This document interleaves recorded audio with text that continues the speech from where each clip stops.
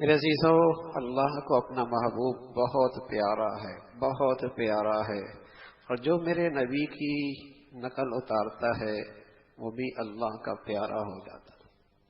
قل ان کنتم تحبون اللہ فاتبعونی یحببکم اللہ ویغفر لکم ذنوبکم۔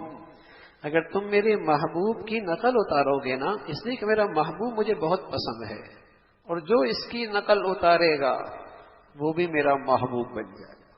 اللہ کہہ رہا وہ بھی میرا محبوب بن جائے گا۔ پھر اس کی زندگی میں کچھ خطائیں ہوں گی، لیکن میری نبی کی محبت، میری نبی کی نقل میرے ہاں اتنی، اس کی اتنی شان اور عظمت ہے کہ میں اس کی ساری خطائیں معاف کر دوں، میں اس کی ساری خطائیں معاف کر دوں۔ جو میرے نبی کا طریقہ ادائیں لے کے آئے گا، تو میرے عزیزو یہ پیارے نبی سے محبت ہے، یہ اللہ کے حبیب سے محبت ہے۔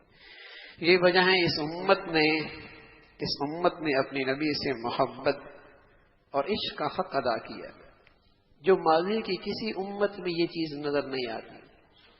کوئی کہہ دے عیسیٰ علیہ السلام کی سیرت دکھاؤ، کوئی دنیا میں نہیں دکھا سکتا۔ کوئی کہہ دے موسیٰ علیہ السلام کی سیرت دکھا دو، دنیا میں کوئی نہیں دکھا سکتا۔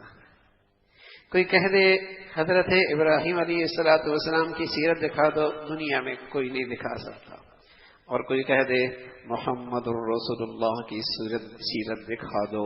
تو میرے عزیزو، میرے نبی کی سیرت ایسی محفوظ ہے، بڑی سے بڑی، ادنا سے ادنا، چھوٹا سے چھوٹا، بڑا سے بڑا، رات کی اور دن کی، خلوت کی اور جلوت کی، گھر کی اور باہر کی، بازار کی اور ایوانوں کی، کوئی ادا ایسی نہیں جس کے امت نے محفوظ نہ کیا ہو۔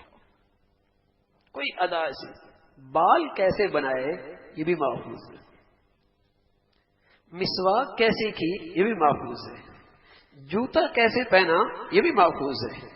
اس لیے کہ اللہ کے نبی کی ہر ادا، اس پر اللہ سے محبت ملتی ہے، تو وہ کیسی گم ہو سکتی ہے امت سے؟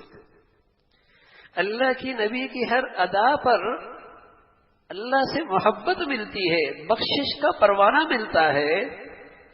اللہ کے نبی کی اداؤں پر اللہ کی طرف سے محبت ملتی ہے، بخشش کا پروانہ ملتا ہے، امت اسے کہاں ضائع کر سکتی ہے؟